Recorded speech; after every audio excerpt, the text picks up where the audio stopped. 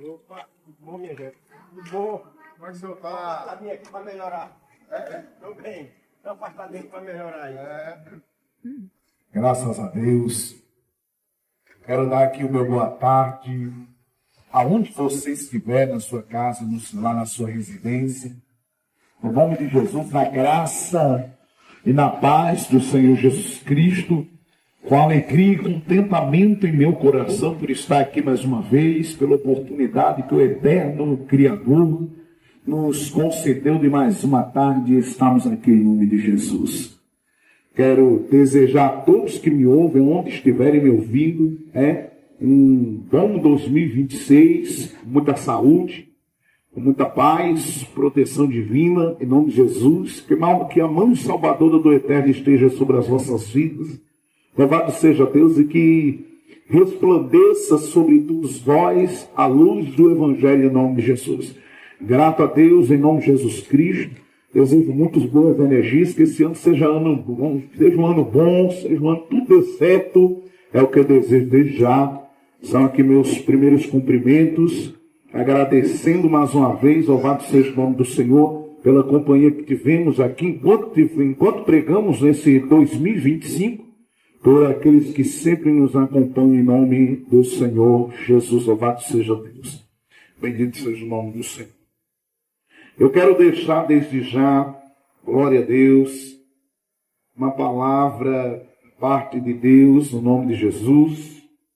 Glória ao nome de Jesus, bendito seja o nome dele. Glória a Deus.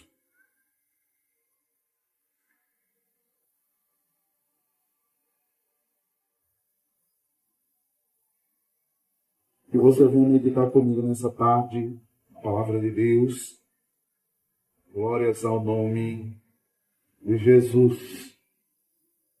Bendito seja Deus. Eu quero ler aqui no Evangelho de Lucas, no capítulo 16, verso 19. Evangelho de Lucas, capítulo 16, o verso 19, a parábola do rico e de Lázaro. E vai dizer assim: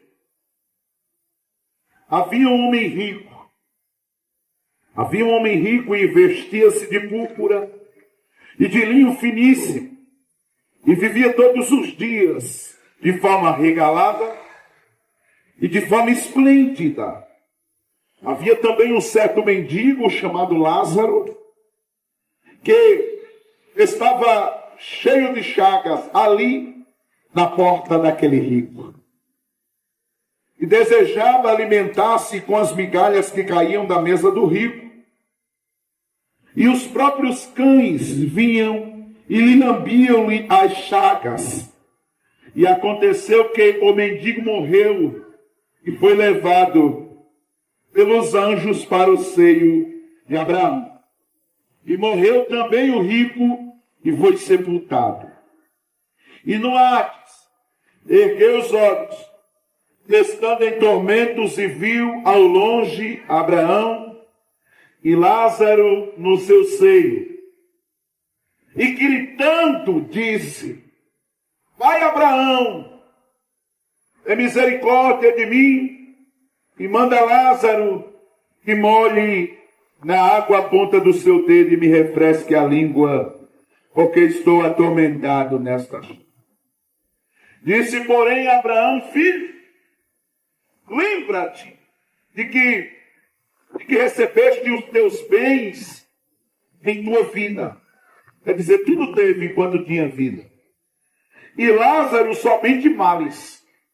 E agora este é consolado e tu atormentado. E além disso está posto um grande abismo entre nós e vós. De sorte que os que quisessem passar daqui para vós não poderiam, nem tampouco os de lá passar para cá. E disse ele: Rogo-te, pois, ó Pai, que me mandes à casa de meu pai, pois tenho 5 irmãos, para que eles dê testemunho, a fim de que não venham também para este lugar de tormento. Disse-lhe Abraão que Moisés e os profetas, eles têm Moisés e os profetas, que ouçam-nos. E disse ele, não, pai Abraão, mas se algum dos mortos for ter com eles, eles irão se arrepender. Porém Abraão lhe disse, se não ouvem a Moisés e aos profetas, quer dizer, se não ouvem a lei de Deus, tampouco acreditarão ainda que algum dos mortos ressuscite. Não só uma parábola, não apenas uma ilustração. Eu não creio que Jesus ele era tão artificial, que Jesus era tão descuidado para falar de um fato como este, sendo ele Senhor dos céus e da terra, conhecendo tudo que habita nos mais altos céus, na terra e debaixo da terra. Tendo ele a visão de de tudo que acontece em todo o universo. Jesus, ele contempla aquilo que acontece fora dessa existência nos mais altos céus. Conhece os mais íntimos desejos que habitam no seio do coração do homem. Ele conhece o que está além desta terra e nas profundezas. Ele sabe tudo.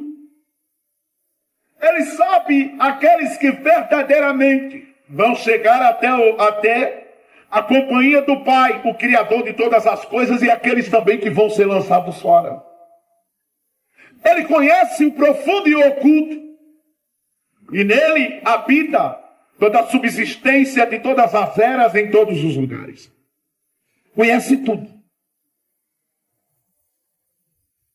E não dá para ficar surpreso sabendo que ele conhece tudo em toda a esfera universal. Não dá para ficar surpreso que ele assistiu esta situação e usou como exemplo para nós. Alguns acreditam que é apenas uma ilustração. O texto vai deixar claro que Jesus vai contar e usar duas figuras. Certo mendigo chamado Lázaro e um certo homem que era rico, ao qual ele não dá o nome. Ele aponta que o rico vivia de forma regalada. Tinha tudo, possuía tudo que qualquer ser humano tem vontade de possuir, ter e ser nesta vida. Porém, ele aponta para a situação do mendigo Lázaro. E segundo o texto, este mesmo vivia à porta do rico. Mendigava o resto que sobrava da mesa do rico. E ele tinha por companhia apenas alguns cães. Eu consolava lambendo as suas chagas, quer dizer, as suas feridas. Essa era a situação dos dois. O texto e a narrativa continuam dizendo que quando o mendigo morre, ele é levado pelos anjos para o seio de Abraão, segundo Jesus, um lugar alternativo de descanso para as almas dos justos. Mas a palavra de Deus diz e continua dizendo a narrativa que quando o rico morre, não vem demônios ao seu encontro, não vem anjos ao seu encontro, e ele apenas é sepultado, e quando ele desperta, ele está agora em seu estado espiritual, sua alma desperta no inferno. O texto vai dizer que se não sou eu que digo, é o próprio Jesus que diz.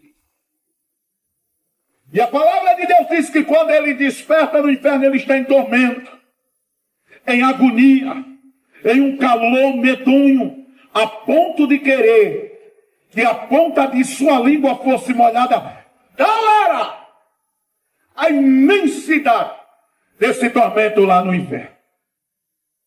E eu quero reler esse texto para que fique claro que não sou eu que digo isso. É o próprio Jesus, aqui no capítulo de número 16. Louvado seja o nome do Senhor. O verso de número 22 diz: e aconteceu que o mendigo morreu E foi levado pelos anjos. Olha que a palavra, o próprio Jesus destaca. E foi levado pelos anjos. Evangelho de Lucas, Evangelho do Senhor Jesus, segundo escreveu Lucas, capítulo 16, verso de número 22. Em qualquer versão das Escrituras, seja a Bíblia católica, evangélica, seja qual Bíblia for, versão for, você vai achar essa passagem, porque a palavra de Deus ela é universal. Ela é universal para todos. Eu quero ler, e aconteceu que o mendigo morreu e foi levado pelos anjos para o seio de Abraão. E morreu também o rico e foi sepultado. É a única coisa, é o único detalhe que a palavra de Deus nos dá sobre este acontecimento. Verso 23. E no Hades, ergueu os olhos, quer dizer, abriu os olhos ali, estando em tormentos, e viu ao longe Abraão e Lázaro no seu seio. Esse é o destino final de duas classes: daqueles que ouvem e obedecem o Evangelho e daqueles que simplesmente o ignoram porque os bens dessa vida terminam fascinando a segunda classe. É a fascinação de querer possuir. É o valor que a gente dá para uma coisa e despreza a outra. Jesus vai falar isso em Mateus 6 e 24. Vocês não podem servir a dois senhores. Mas as pessoas têm o costume de dizer: o bem maior que nós possuímos é a saúde e a família. É não. O bem maior que nós possuímos é a nossa alma. Porque a família vai ficar aí quando partirmos dessa vida. Os nossos bens vão ficar aí quando partirmos dessa vida. Deixamos tudo, de acordo com o Salmo de número 49, o verso de número 17, morrendo o homem nada levará consigo, nem a sua fama irá com ele para a sepultura. Será que é tão difícil entender que o bem maior dentro de nós é a nossa própria alma? Jesus vai falar sobre duas categorias. E a primeira, ela não é beneficiada de bens. Ela não é aceita pela sociedade, ela é desprezada, ela está ali como um mendigo, desprezada pela sociedade. A segunda categoria, ela desfruta dessa terra, ela desfruta dessa vida. E ela dá mais importância para esta vida do que para a vida por vir depois da morte. De acordo com a palavra de Deus. Em Hebreus capítulo 9, verso 27, o homem está ordenado a morrer uma só vez, vindo-se depois disso o juízo. De acordo com Jesus, no Evangelho de Lucas, capítulo 12, Jesus vai falar sobre um certo homem rico. Eu quero ler aqui. Eu faço questão de ler aqui. Jesus vai falar sobre outro homem rico. Porque a fascinação de possuir, de querer ter, de crescer, de valorizar esta vida. A gente troca o bem real, que é a nossa alma, pelo bem passageiro, que é saúde, que é relacionamento, que é possuir, que é crescer como pessoa de forma rentável. Estou falando de forma rentável, porque crescer em caráter é bom. E a gente está tão ocupado, estamos num absurdo de correria por causa de coisas, e esquecemos o que é mais valoroso que a nossa alma e a nossa vida com Deus. Estamos correndo tão de forma desenfreada, terrível. que a gente não tem tempo mais. Pessoas não têm paciência hoje de parar, ouvir uma palavra, ouvir uma pregação, ouvir a pregação do Evangelho. Em certas circunstâncias, eu já disse aqui, repito, eu entendo. Hoje em dia você vai para uma igreja, a pessoa está mais preocupada com aquilo que você tem para ofertar e dar lá do que propriamente com tua alma. Eu entendo isso, eu compreendo. Eu não discuto com ninguém que critica a igreja porque hoje em dia o dinheiro fala mais alto. Eu não discuto com ninguém sobre isso, pois eu dou razão plena. Mas o que eu me pergunto é se isso vai anular o que Jesus ensinou. Se isso vai, de alguma forma, impedir você de conhecer o Evangelho. Porque nada, absolutamente nada, pode nos impedir. Dependendo de nossa vontade, Jesus não obriga ninguém. Ele convida, venham a mim todos vocês cansados e sobrecarregados. Mas não, nada me impede de procurar conhecer o Evangelho de fato, de verdade. E olha o que Jesus vai dizer aqui no Evangelho de Lucas. Eu peço a você sua atenção. Você venha redobrar sua atenção. Preste um pouco a atenção na palavra de Deus. Evangelho de Lucas, capítulo 12. É muito forte, meu Jesus. Verso de número 15. Evangelho de Lucas, capítulo 12. Pode ser.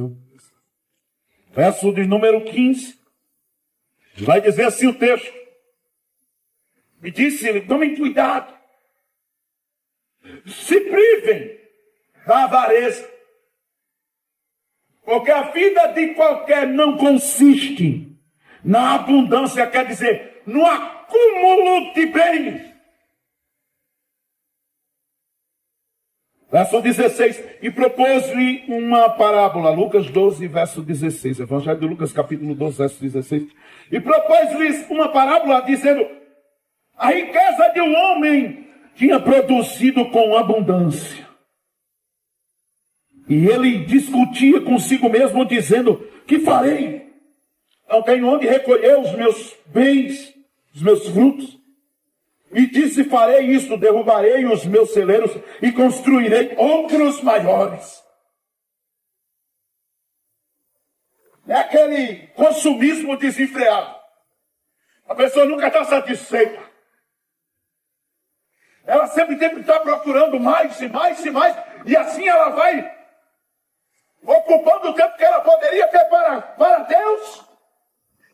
O tempo que ela poderia ter para Deus, para ouvir a palavra do Evangelho.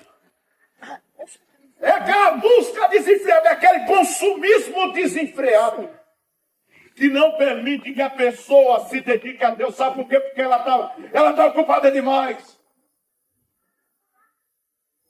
É a carga horária dela que ela dobrou para poder conquistar mais. São os filhos que já criou os próprios filhos, agora vai criar os netos e não tem mais tempo para Deus. Oh Deus, a gente tem que parar. A gente tem que dar um stop. Eu preciso de tempo para Deus. Eu necessito, eu careço de tempo para Deus. Será possível que a gente vai continuar nessa...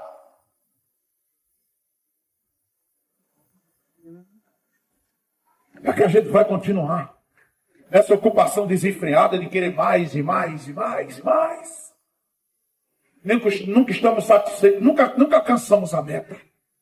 As pessoas hoje vivem nisso, nessa função de alcancei isso, agora vou alcançar mais aquilo. Elas nunca estão satisfeitas. E sempre estão preenchendo o tempo delas. Olha, se Deus é Pai, e a gente, como pai, muitas vezes sentimos a falta de nossos filhos, porque estão ocupados demais para estar com a gente. Porque estão no celular tempo demais para poder dar atenção a gente. Agora, se Deus é Pai, E você se ocupa tanto a ponto de não procurá-lo. A ponto de não querer ouvir a palavra dele. Imagine um pai e uma mãe querendo ali orientar seu filho, mas seu filho está tão ocupado no celular com os amigos e não ouve. Chegamos em 2026 e a maioria dos jovens não conseguem mais se entender com os próprios pais. Porque estão ocupados demais. É a rede social, é o celular, amizades. Agora imagine Deus é pai. Imagine Deus esperando que você vá ouvir a palavra dele. Mas eu estou sem tempo. Eu estou ocupado, há muita coisa, Me perdoe, mas não dá para entender. Me perdoe, mas não dá para embargar tamanhas desculpas que as pessoas inventam para não ouvir o evangelho. Eu não vou para a igreja porque tem muita gente errada lá, se escondendo atrás da Bíblia. Assim, vá não, meu filho. Depois você vai prestar conta com Deus. A pessoa deixa de ir para a igreja porque fulano e ciclano está na igreja errado. Quer dizer, a pessoa é tão perfeita que ela não vai para estar com os defeituosos. É muita desculpa. É muita farofa para pouca carne. A realidade é essa.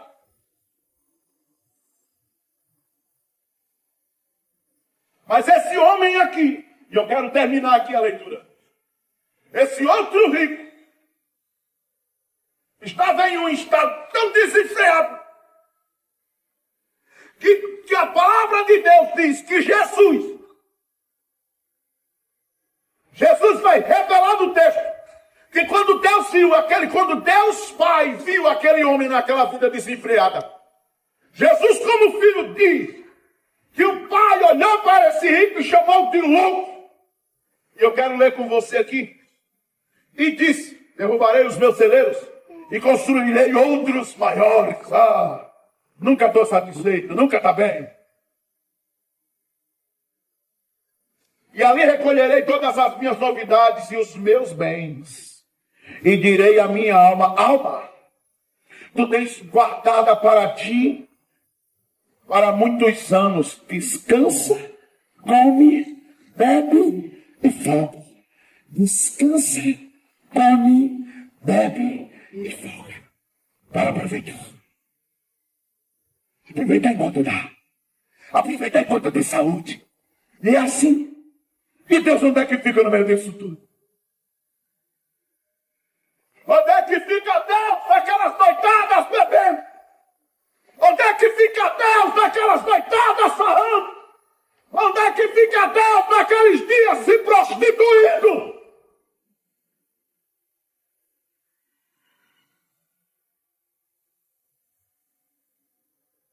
Descansa, come, bebe e folga. Eu vou cuidar da minha vida. É assim que muitos dizem. Eu vou viver minha vida. Você vê que nos planos das pessoas é interessante. As pessoas fazem plano: vou me formar, vou lutar para conseguir meu próprio teto. Elas conseguem. Vou lutar para manter minha saúde em dia. Mas ninguém diz assim: vou procurar uma igreja.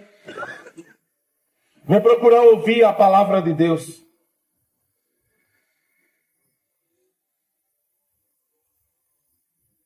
Ninguém diz. É interessante que no projeto de vida das pessoas, Deus nem aparece. Essa é a realidade. Não, Deus é tudo para mim, só na boca. Uma cidade que tem quantos habitantes? 33 mil, acho. 33 mil? 33 por aí. Passa na igreja, qualquer igreja que tiver aí hoje. Vamos dizer que 70% do povo aqui seja católico. Se tiver 500 pessoas em dia de missa, 1000 pessoas, porque se der 1000 pessoas ali, eu vou dizer, fica gente fora. Com 33 mil, 70% são católicos. Estou dando uma base. Agora, vai para um canto onde verdadeiramente estão transmitindo as palavras de Cristo. Vou falar. Ali aqui tem pouco mesmo. Porque as pessoas querem ouvir hoje, ouvir do homem. Elas não querem ouvir da palavra de Deus. Eu estou aqui trazendo e transmitindo para você o que está escrito, de forma pontuada.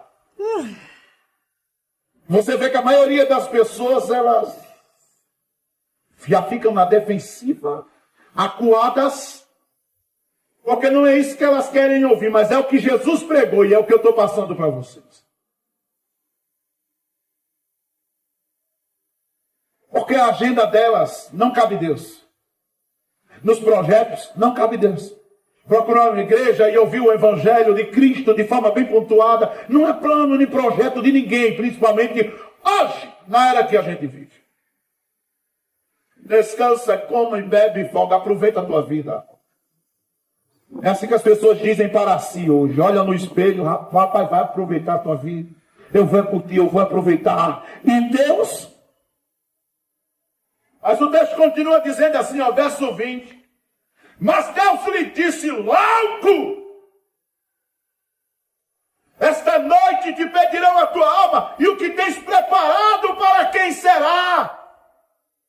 Tu estudou, fez faculdade, adquiriu bens,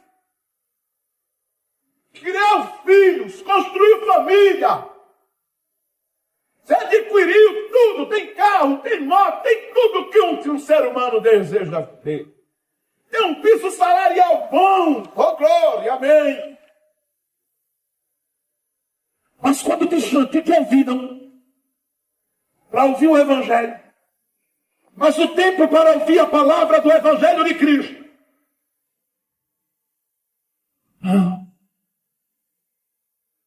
não é isso que as pessoas querem. Não é isso que vai estar dentro dos projetos delas. E aquele homem estava nessa fissura. E Deus te disse assim, louco, esta noite te pedirão a tua alma. E tudo que tu preparou para a tua vida, para quem será? Assim é aquele que para si ajunta tesouros e não é rico para com Deus. E o destino da alma desse homem, essa segunda categoria que nem eu disse, uma pessoa que possui, que adquiriu bens, que correu atrás, que a vida terrena falou mais alto do que a vida por vir. Não foi diferente do rico, que estava conflitando na mesma história de Lázaro. De acordo com Jesus, o primeiro rico que nós começamos a falar dele, ele abriu os olhos e estava no inferno. O que me chama a atenção é, nesse texto, que essas duas almas tomaram destinos diferentes. E é aqui que eu quero meditar. De acordo com Jesus, no Evangelho de Mateus, capítulo 7, já me encerro, no verso de número 13, ele diz assim: entre pela porta estreita, porque larga a porta e espaçoso o caminho que conduz à perdição. E muitos são os que entram por ela. Porém, apertada é a porta, estreito o caminho que conduz à vida eterna. E poucos são os que a encontram.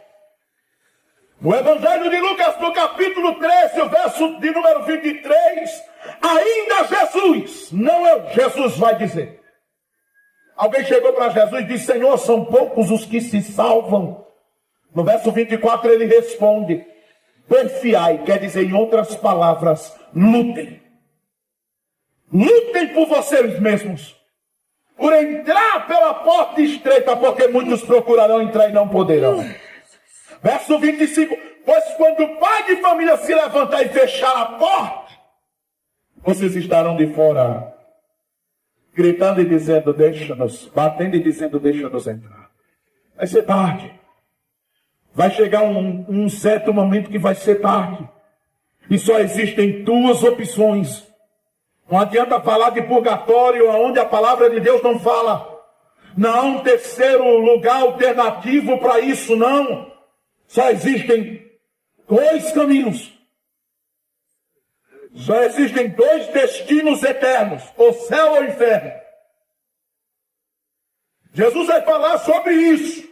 O Evangelho de Mateus, capítulo 10, verso 28. Ele diz assim: não tenham medo daquele que pode matar o corpo de vocês. Tenham medo daquele que tanto mata o corpo quanto lança a alma no inferno. É Deus.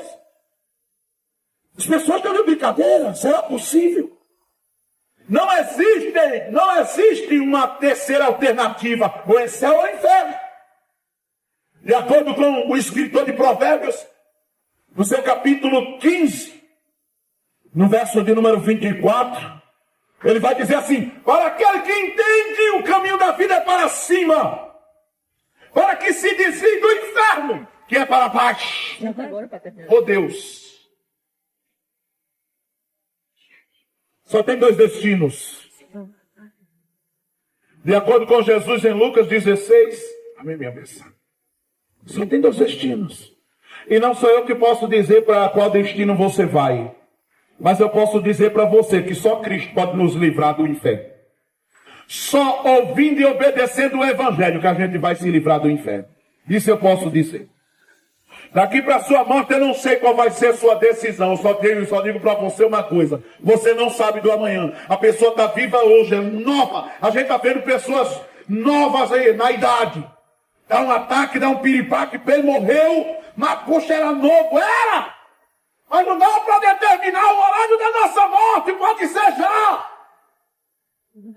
Oh Deus! A palavra de Deus diz que a gente não pode deixar para amanhã. Hebreus 3, verso 7. A gente tem que vir a Cristo no dia que se chama hoje, ouvir a voz de Deus no dia que se chama hoje. É assim que a palavra de Deus diz. Mas aí a pessoa fica adiando, vem, recebe Cristo, se arrepende de Deus pecados, recebe Cristo, por glória. E a pessoa fica adiando, não deixa para depois. Ah, eu vou largar minha lei, não vou largar, eu aprendi, foi receber essa lei do meu pai, da minha mãe, dos meus avós. E fica adiando, apegado à lei, apegado a tradições. E foi isso justamente que Jesus pregou contra a lei, contra as tradições. Jesus chega até a dizer assim, olha o que Jesus diz. Tanto no Evangelho de Mateus capítulo 15 e também em Marcos 7, ele vai dizer assim: vocês se invalidam o mandamento de Deus para poder apenas sustentar as tradições de vocês. Faça isso não. É uma decisão enquanto é tempo. Só existem dois destinos, ou é céu ou inferno, e todos os dois são eternos. Só existem dois caminhos, um é subindo, outro é descendo.